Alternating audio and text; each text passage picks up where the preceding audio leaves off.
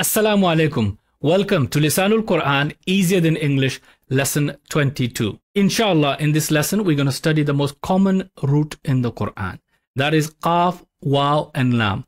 Almost 1700 words are derived from it, which are used in the Qur'an. Not only verbs, but also some nouns are derived, like we have seen in the previous lesson.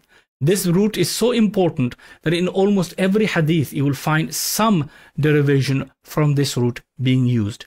The root is of course qaf, waw and la, basic meaning to say, from which we get the word qala, which is a verb, he said, yaqulu, he says, qul, say, and qawlan, which means the verbal noun saying or to say. So this is the most important verb for you and I to study. So let's begin in the blessed name of Allah. Bismillahir Rahmanir Rahim. اقرأ باسم ربك الذي خلق. The roots qaf, waw and lam, they follow the nasara pattern. Now again on the screen you can see I have listed the nasara pattern, the head lines we looked at before, the madi, the mudhari, the amr, etc., the masdar and the nouns derived from it, including the command forms which are on the screen. But when you look at the qala version, you note that it's not following the nasara. Why is that? We will briefly look at. So let's look at what should have happened. So if we have nasara here and the root qa, waw and lam, if it followed the nasara pattern exactly, we would have had qawala. But instead of having qawala, we have qala, qala, he said, instead of qawala.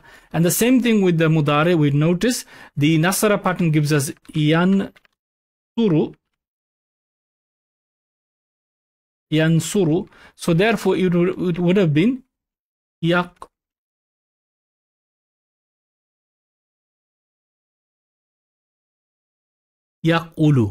But instead, what do we get? We actually get yaqulu.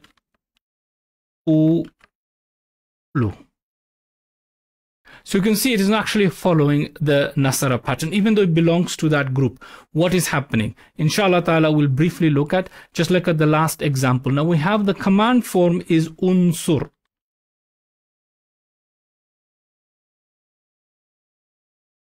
Unsur. So it should have been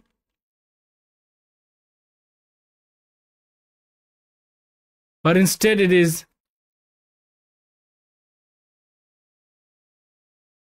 qul. So again, it does not look like it's following the pattern. The same with the negation, la taqul. So you can see that there is differences going on here. Why that is. So let's briefly look at and introduce the topic to you, why these changes occur. It is primarily to do with weak letters. Weak letters, I mentioned right at the introduction day that waw and ya and alif are considered to be weak letters in Arabic.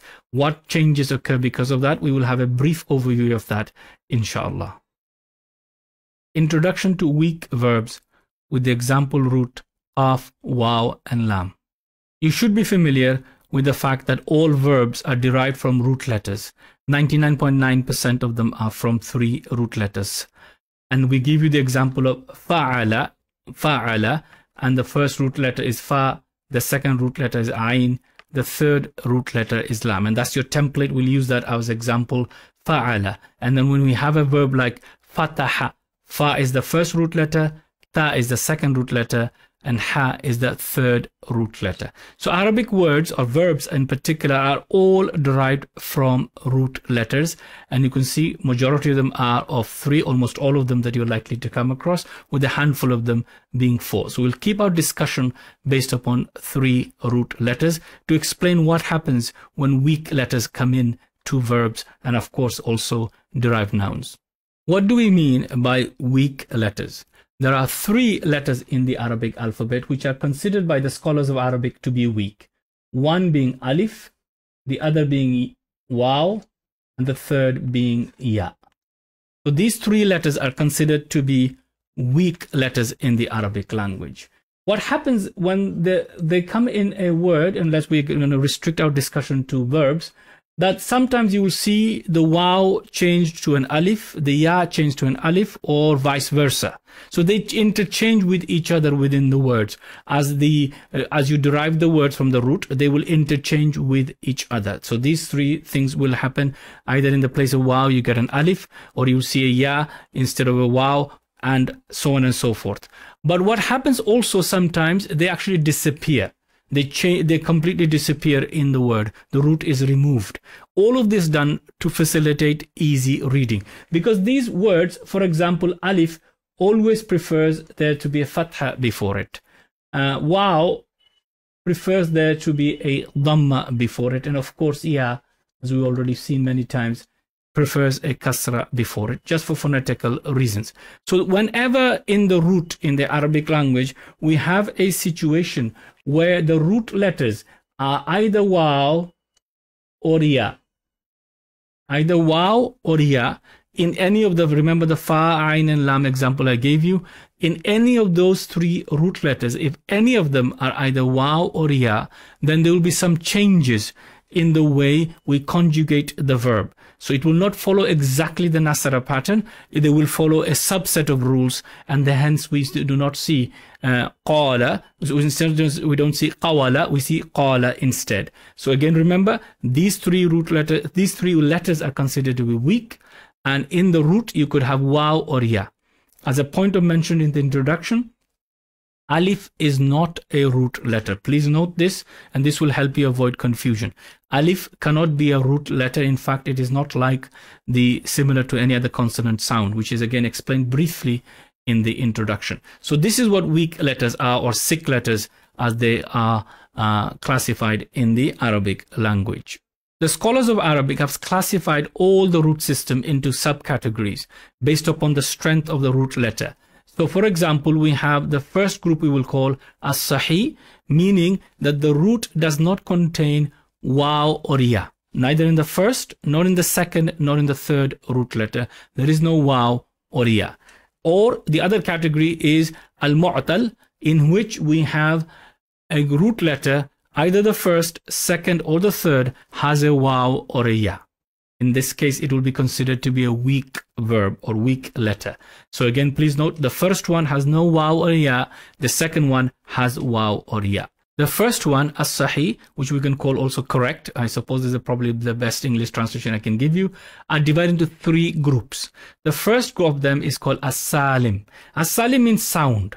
What that means is that, of course, it does not have waw or ya, as we separate them already, but the salim verb does not have a hamza in any of the root letters. So neither the first, second, or third has a hamza, and the second and the third root letter is not the same. So this is called salim, and these are the ones we've been studying so far. So example, nasara, fataha, daraba, sami'a, and thousands of other verbs which do not include in any of the root a hamza or the second and the third root letter being the same, nor of course they contain waw or ya. The second subcategory is which is called al-mahmuz. Now al-mahmuz is basically a root that has hamza, either in the first root letter, the second root letter, or the third root letter. Again, let's look at some examples. Hopefully it will make easier sense for us. The first example is akala. You can see very clearly that there is a hamza in the first root letter. And then we have the second one with the root letter in the middle being a hamza. We have sa'ala, sa'ala. And then we have the third example, qara'a. Again, you can see the hamza as a third root letter. So if any of the root letters has a hamza, it is called al-mahmuz. And again, basically it literally means one that has a hamza. The third subcategory is called al-muda'af. Now, al-muda'af literally is where the second and the third root letter are the same. So the first root letter is different. Second and the third root letter, we have, for example, hajja. You can split that up, and originally it was ha, jim, and jim. Hajaja, you can see here very clearly, jim and jim are the second and the third root letter, and they are the same. So this is what you have, the third category of as-sahih or correct verbs where there are some minor changes in the first two, but the salim one will follow the verbs that we've been learning so far. If you recall, fataha, yaftahu, nasara, yansuru, daraba, yadribu, samiya, yasma'u, and the other two also, they will follow the pattern exactly as we have learned it so far. With the middle category, there will be some changes, and the third category, there will be some changes in the patterns we've learned. Now let's move over to the second of the main categories where there is a root letter either in the first, second, or the third, which is either waw or ya. Waw or ya. So when it has the first root letter being weak, so the first root letter has a waw or a ya, okay, either of those two, it is called al-mithal. Al-mithal.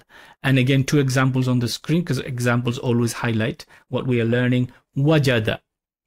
Wajada, the waw in the beginning of the verb. Then we have another example here with the ya, okay, which is yabisa. Again, we can see ya at the first root letter. So these are examples of mithal where the first root letter is either waw or a ya. Then we'll go to the last example, an-naqis. An-naqis is basically the third root letter, which is either waw or a ya. Waw or a ya. And examples you can see here, we have da'awa becomes da'a, and then we have hadaya becomes hada. So again, some changes occurs. Why? Because the third root letter is weak. You can see that very, very clearly in the diagram.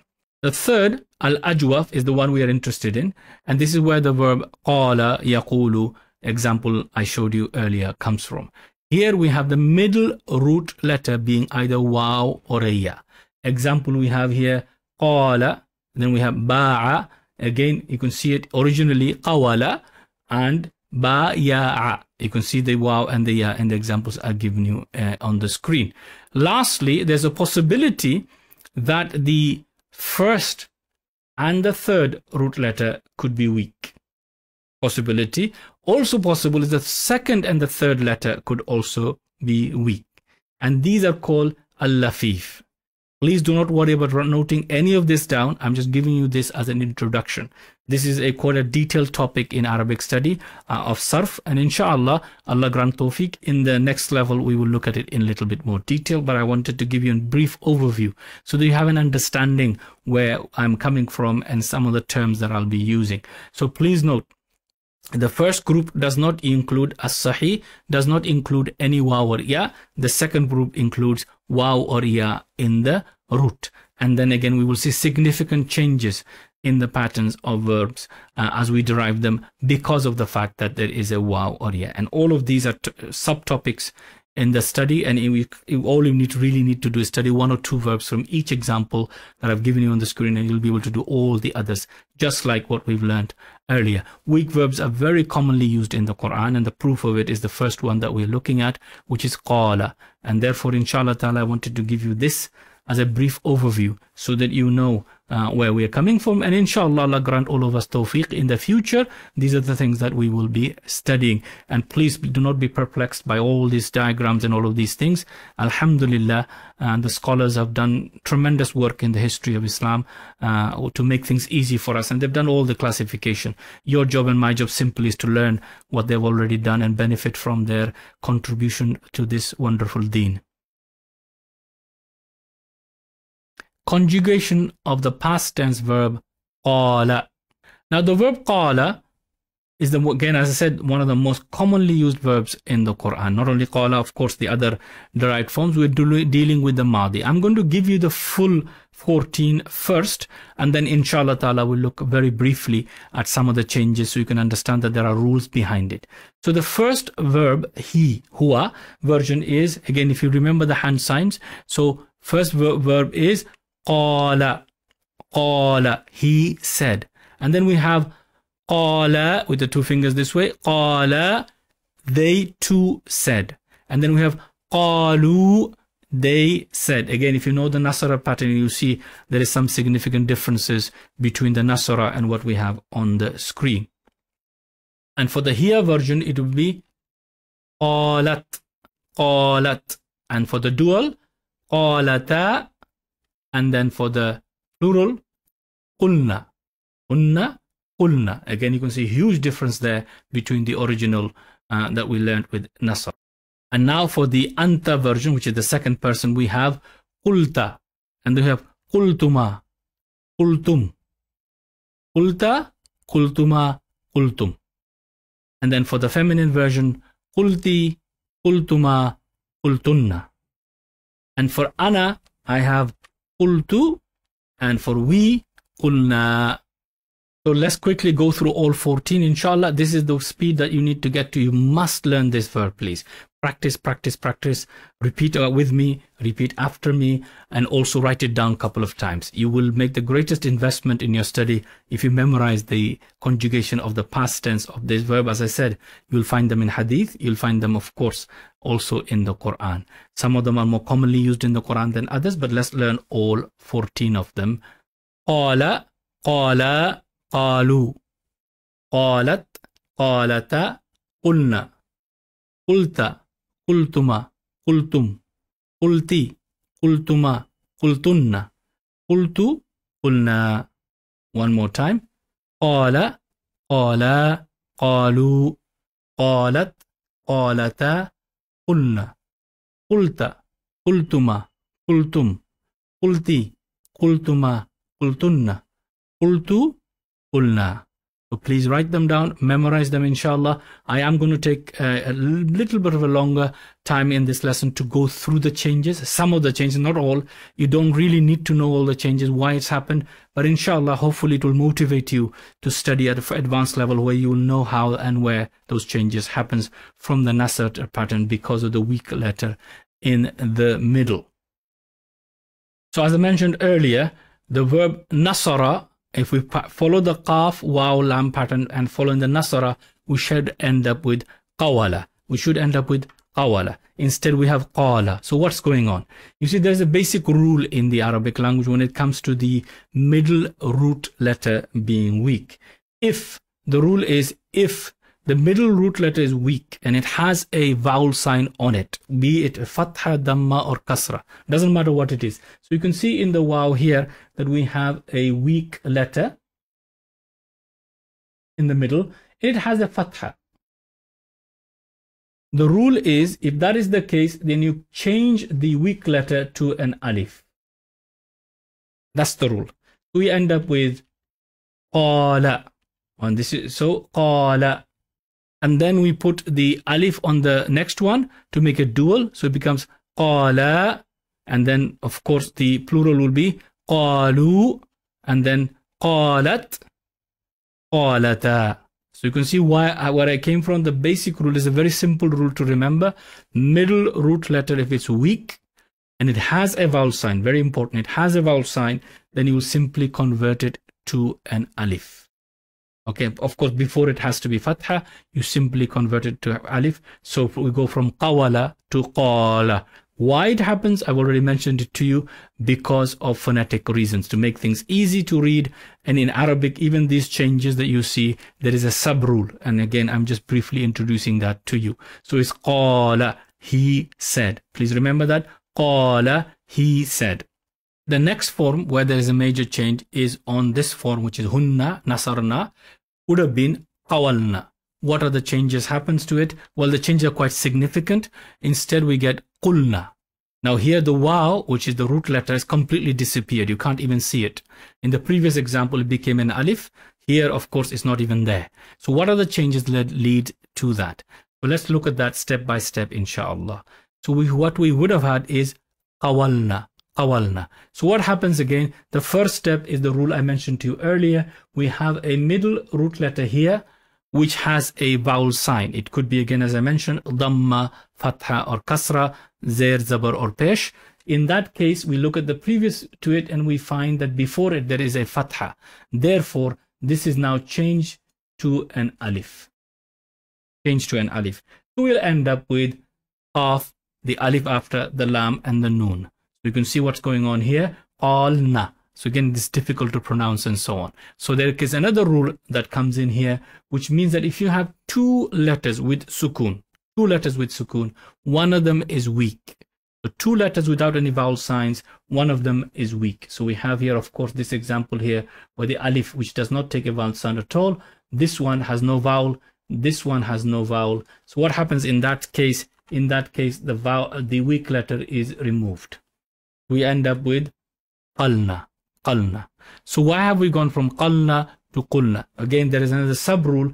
If the word is derived from the nasara pattern, so it follows the nasara pattern, then it will take a dhamma. So please note that only the nasara pattern, it will be a dhamma. Otherwise, it will take a kasra. Otherwise, it will take a kasra, as is noted in that point here. So it will be a dhamma if it's nasara. If it's any of the other pattern, for example, daraba, sami'a, it will take a kasra. Now, there are reasons for that. We're not going to go into that detail, inshallah. So it becomes qulna, qulna. Again, qulna is a lot easier to say than qawalna, qulna. So you can see very, very simple, inshallah, steps taken. Again, the reason I'm showing you this just to remind you and to make you aware that these changes occur due to rules that the scholars have highlighted for our benefit. We can simply follow them to learn them. At this stage, I strongly advise that you do not need to spend time memorizing rules. All you need to do, brothers and sisters, is simply memorize the 14 patterns like we did the Nasara pattern earlier in the previous lesson, or the Daraba, Sami'a, and Fataha patterns that we learned, and Hasiba and Karuma. Just simply memorize one, and any other verb that comes in which belongs to the Nasara pattern with a waw in the middle, it will follow the same scale. So nothing really complex. And it's because of the complexity of the changes that happens, a lot of courses tend to teach this verb qala towards intermediate level or even at advanced level.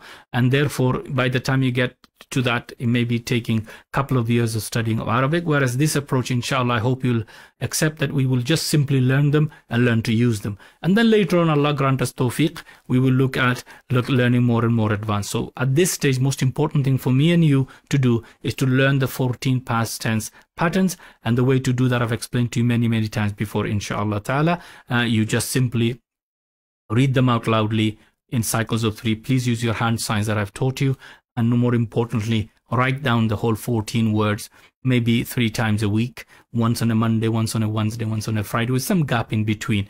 And this will help you reinforce that knowledge inside you, so you don't have that, spend days and days learning. And of course, pause the video and then, repeat with me, after me, and so on and so forth, inshallah.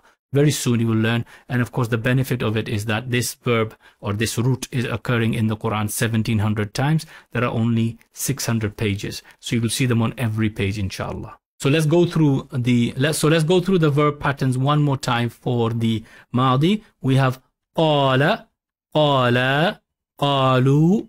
Then we have qalat, qalata, and then we have qulna. Let's do the 6 again. Qala, qala, qalu, qalat, qalata, qulna. Then for the anta version, which is again following the qulna, so it's very easy from there. Qulta, qultuma, qultum. And then we have the feminine, qulti, qultuma, qultunna. And then for ana is qultu, and for nahnu, qulna. So these are the 14, inshallah.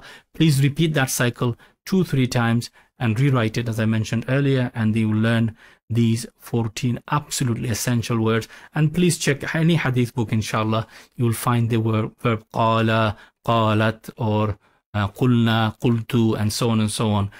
You will find them, inshallah. They're almost most of the hadith, inshallah. I shouldn't say all, but most of the hadith, you will find some example in who the narrator is, and you will come these verbs. Again, in the Quran, you'll find them, of course. So please practice, practice, practice, inshallah ta'ala. Conjugation of the al-Mudhari, the imperfect tense verb, or the root qaf, waw, lam. I'm not going to go through the changes in the steps. Very similar like we've seen with the yansuru and then the changes. There will be similar changes here. So again, please note those changes are there.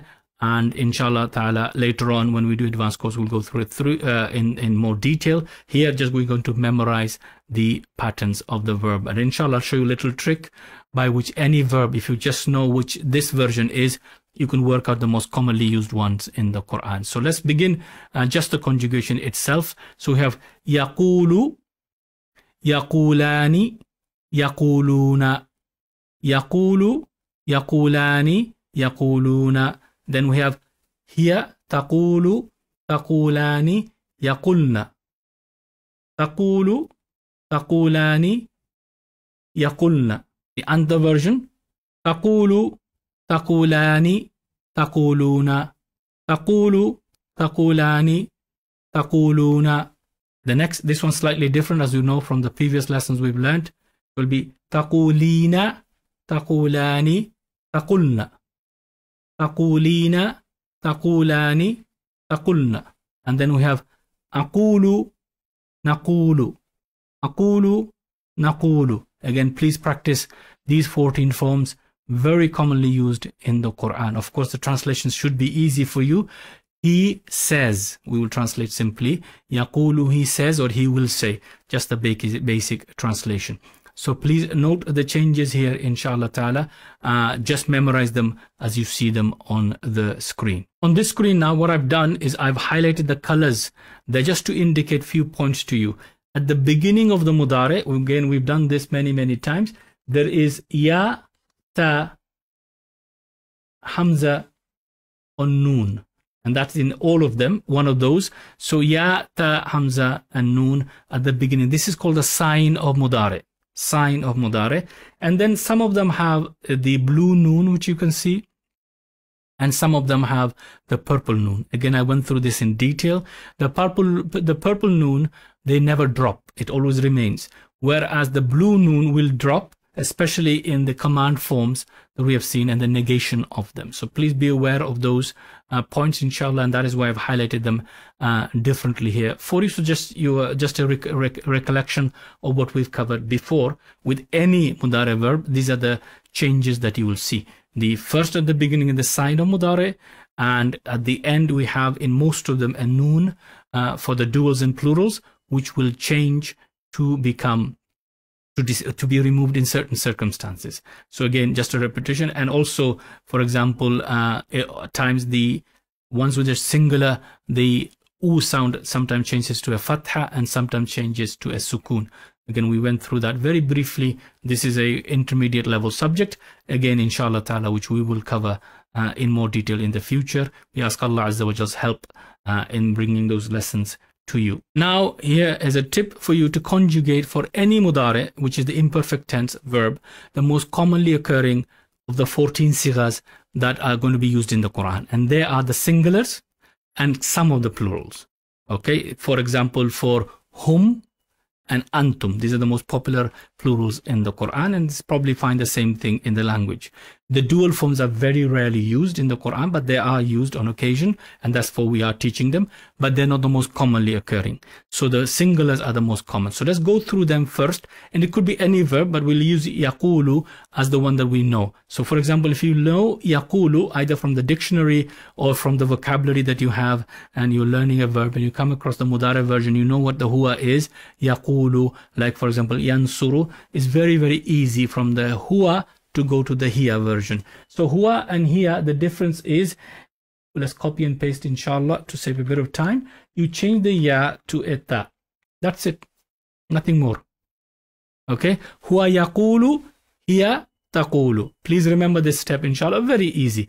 Okay, for anta, anta is exactly the same as hiya, as I mentioned many times when we did the Mudhari. So that becomes again taqulu, taqulu. Very easy. We're going to leave the anti version for now because there is some addition at the end. But for ana is again very simple. Instead of the ya, we have a hamza with a fatha, aqulu. I say. I say. So he says, she says, and then we have you say and I say, aqulu. Then for the nahnu version, it's very easy. What we do, we change the ya to a na, and we have naqulu, we say. I say aqulu, naqulu, we say. And these will be the most commonly used ones in the Quran. Again, for the hum version, we have yaqulu, which will become, and we'll add the suffix at the end, and we have the waw.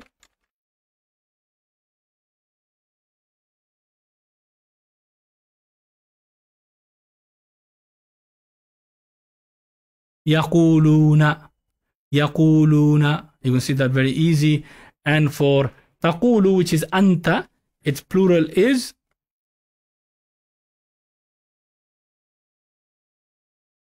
تقولون. تقولون. And you can see we have, like, for example, تنصر, okay, هو ينصر, and أنت تنصر, تنصرون. Very, very easy una sound at the end, and that makes it the most popular. So these 5, 6, 7 are the most commonly used sighas in the Quran. So let's go through the Mudhari one more time, inshallah. I'm not going to go through the changes I mentioned earlier, just for you to memorize them, inshallah. And again, read with me, after me, and write. You cannot learn anything without writing. Allah subhanahu wa ta'ala says in the Quran, Alladhi allama bil qalam, the one who taught by the use of pen. So it is very, very important writing. You learn something, you reproduce it. This is the most important way of learning something new. So may Allah grant us tawfiq, inshallah. Let's continue. We have first one, yaqulu, yaqulani, and we have yaquluna. And then, of course, for here version, I'll raise my hand a little bit so you can see the finger. Taqulu, taqulani, yaqulna. Then we have also for anta taqulu, taqulani, taquluna. And for the feminine version, taqulina, taqulani, taqulna. And for ana, it'll be aqulu and then naqulu. If you practice a few times, inshallah, you'll be able to repeat them, you'll be able to memorize them. More importantly, you'll be able to recognize the verb when you see it in the Quran. The good news is, after a bit of practice, you'll actually recognize other roots which are following exactly the same pattern. Instantly you say, oh, okay, I don't know what the root means, but I do know it is referring to huwa, it is referring to whom, it is referring to anta, antum, ana, nahnu, or it is referred to, for example, hunna, or some of the other rare forms, provided you practice them well, inshallah. And remember, these videos are really designed, may Allah forgive my mistakes, but these videos are really designed with the intention for you to learn. And if you're learning, alhamdulillah. If you're not learning, please give us a feedback how we can improve, and I will do my level best as far as I can. May Allah accept it from all of us. Conjugation of the imperative, the command form verb qul. The command form for the verb qala yaqulu is qul. For the singular, qula, qulu. And for the feminine, quli, qula, qulna. 6 words which we've learned again in the previous lessons. We looked at unsur, unsura, unsuru, and unsuri, unsura, unsurna. We also did iftah, iftaha, iftahu, and iftahi, iftaha, iftahna, and daraba, sami'a, and all the other patterns that we did before. Now you'll note that there is lots of changes here. What's going on? How do we get to qul? I'm going to give you only a brief overview, because I don't believe that you don't need to know. But long as you are prepared to memorize these, inshallah, and those of you are familiar with reading Quran or even your prayers, there are very famous surahs of Quran begins with qul. For example, qul ya ayyuhal kafirun is one surah I'm sure you have memorized already. Qul huwallahu ahad, and we have qul a'udhu Birabbin Nas and Birabbil Falaq, which we all know as the 4 quls. And of course, there are many other surahs where the verb qala, yaqulu, qul versions are included. So very, very important form to learn. So let's quickly take an overview. What are the steps happens in the changes? So let's quickly look at the changes. Now, if you remember the rules for making command forms very easy, I will copy it from the Mudhari, and it's made from the Mudhari, which you can see here. Taqulu. I'm commanding anta, so I start off with taqulu. Now, the first step I need to do is I need to remove the sign of the Mudhari. So what I'll do now, I will color that in red for you to show you that is there, which is the ta. And I got to make a change at the end. So the rule is you do chop chop. You chop up the sign of the Mudhari that goes. You're left with this, and you go to the end, and if it's a dhamma at the end, you change that to a sukoon. So there's 2 chopping going on, chopping at the beginning and chopping at the end. So you end up with ul. Okay, we'll look at the other changes now in a second. Now you ask yourself, can I pronounce this? Yes, you can, because beginning with a haraka. So we don't need the hamzatul wasl at the beginning. So I went through these steps with you when we conjugated the imperative verbs. Please do look at the lessons previously if you have forgotten. And if you just landed on this video, please follow the previous lessons, otherwise you'll be lost here. So we have this change. Now we have another situation here where we have 2 letters that do not have a vowel sign. Remember the rule I mentioned earlier. So we have two letters which do not have a vowel sign. So what happens in that situation? Let me just move that and copy it. So in that situation, what happens is the weak letter is removed. So if you have two letters with no vowel sign, one of them is weak, the weak letter is removed, and we end up with qul. Simple. Two steps, and we are now here to qul, say. And again, you can see the wow has disappeared from the root, which is a basic thing I mentioned in the introductions. So it becomes qul, say. Now what happens with the dual version? Dual version is slightly different. So let's go to the original of the dual version and put that here, inshallah. And we will put the sign of the Mudhari as a different color. So inshallah, you can see what is going on. And we'll put the noon at the end also in a different color. Going to do chop chop. Now with this version, which has the special noon at the end, which is the noon of Arab, we will delete that. So the first chop is that we removed, let's actually separate that so you can actually see what are the steps I'm taking. The first step I take is I go to the beginning, I do a chop. So I will delete the sign of the Mudhari, so the ta will go. Oops.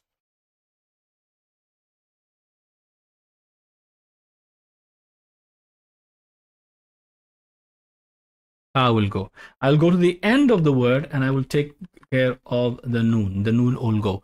So the two chopping involved in the duals and the plurals, the noon will go, except for the, remember, the noon of the hunna and of course antunna versions.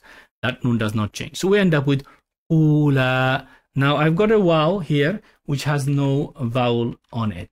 This wow here has no vowel on it, followed by lam, which has a vowel sign on it. So here this wow is not removed, it remains. So it becomes qula, and that is the dual form. So that is the reason why the wow is here, and in the previous one there is no wow. So there is no need to remove the weak letter, as is not followed by another letter without a vowel sign. So you can see the two versions. Let me highlight both of them for you. And you can see the two versions. So let's do the last one.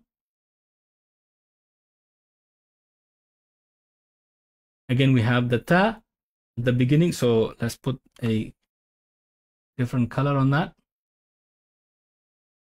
And then we have our noon, which is, you can see,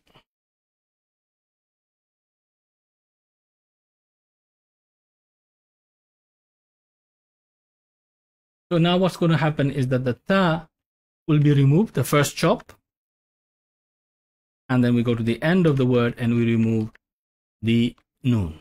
Now here you will see there's a wow at the end. So for the protection of the wow, we introduce the alif, which I've been mentioned to you before.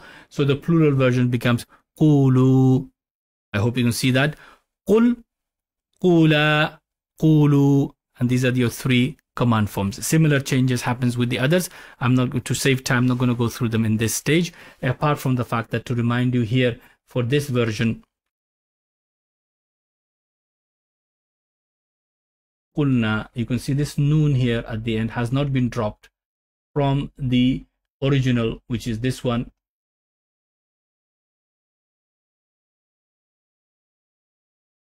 So taqulna, all we've done is remove the ta, okay, but we cannot touch this noon. So let me highlight it in a different color. Okay, that noon will not drop. So we end up with qulna, qulna. Again, you can see that inshallah ta'ala how the command forms are conjugated. So let's quickly remind ourselves of the forms again. Qul, qula, qulu, quli, qula, qulna. And the negation form, we'll just memorize them as they are. La taqul, la taqula, la taqulu, la taquli, la taqula, la taqulna. Again, very easy, inshallah ta'ala. Rewrite them, practice them, read them, repeat them, inshallah, until they become second nature to you, because you're going to see them very, very frequently in the Quran. So we have now looked at the Madi, the Mudhari, command, and the negation, all the most common, and these verbs almost 1400 times in the Quran, and the derived letters from them. So please practice them thoroughly. A review of the Al-Madi, Al-Mudhari, and Al-Amr for the root qaf, waw, lam, following the nasara pattern. So here on this screen, you can now see, alhamdulillah, we have the forms. The only ones I have not gone through in any detail with you is the passive. And again, the only one that you need to know from the passive is qila. Now, if you remember what passive is, there is a dedicated lesson to that on the playlist. Please do follow it, inshallah, if you've forgotten. Passive verb is where the doer is not declared. So, for example, I say, I ate the mango, which is fine. Who ate the mango? I did. Or you ate the mango. Who ate the mango? You did. Or Hamid ate the mango. Who ate the mango? Hamid did. So we know who the doer is. But if I say to you, the mango was eaten, we don't know who ate it. It was eaten. It's been eaten, but we don't know who. This is the passive form of the verb. So in Arabic, there are some changes. For this root, qawala, the weak verbs very, very rarely used. Very, very rarely used. But only, sorry, the other forms, only qila is used. And again, we'll look at that as an example. So qila will be translated as it was said. It was said. Qila, it was said. What was said, of course, will come afterwards. Who said it? We don't know.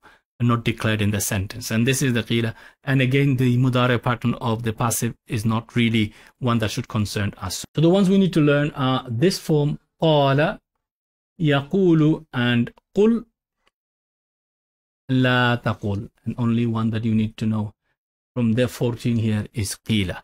If you rewrite those couple of times, practice them, inshallah, you'll see them in Quran many, many times. So practice is king here. Again, I do not ask your forgiveness for repeating the same thing again and again. Really, really, the secret to learning is practice. So please, please note that. And inshallah ta'ala, do give your feedback, if there's anything else I can do to improve.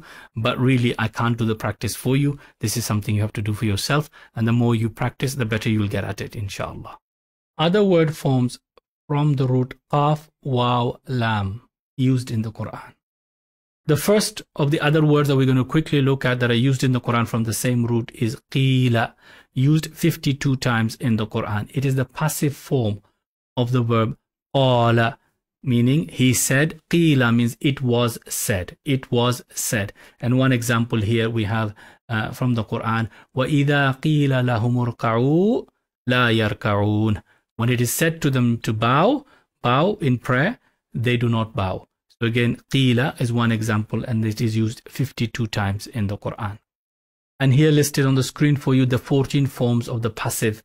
Again, we only need to learn this one, qila, and we will know that means it was said. So it is a passive, but again, beware that of course the whole 14 forms exist in the language, but in the Quran, qila is the most important as it is more often used in the Quran 52 times. Next, we have the word qawlun. Very important word in the Quran. Now, we hope you will see the tanween at the end, and no, it is not a verb. So therefore, it is actually a noun. As a verbal noun, we call that masdar in Arabic. Verbal noun, it will do, inshallah. And basic meaning is something said, a statement, that kind of thing. So here in this example, we have inna sanulqi alayka qawlan thaqila. And indeed, we will cast upon you a heavy word. So qawlan here is meaning of word. Okay, we will cast upon you a heavy word. So this is the use of the noun derived from the root qaf, waw, lam, and you can see it 82 times in the Quran.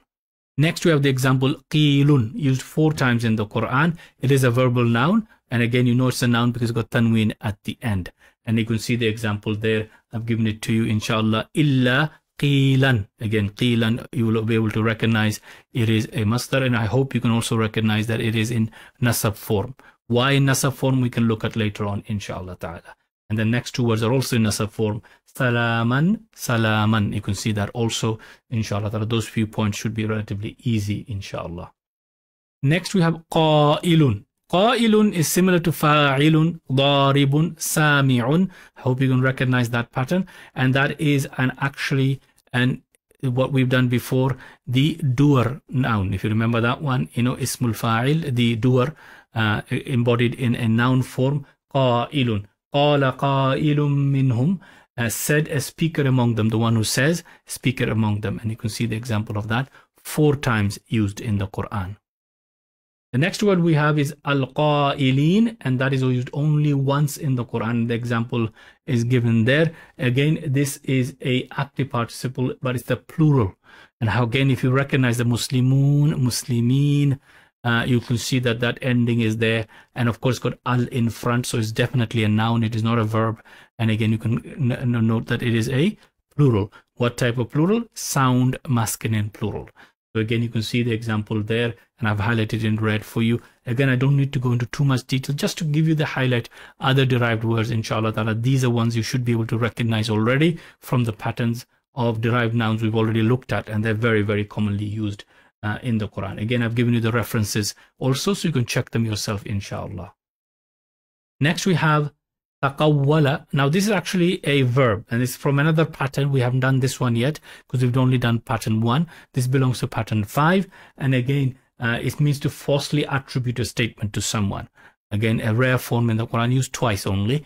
Again, please make a note that if you want to. Otherwise, inshallah, once you learn the advanced patterns, you'll be able to recognize them.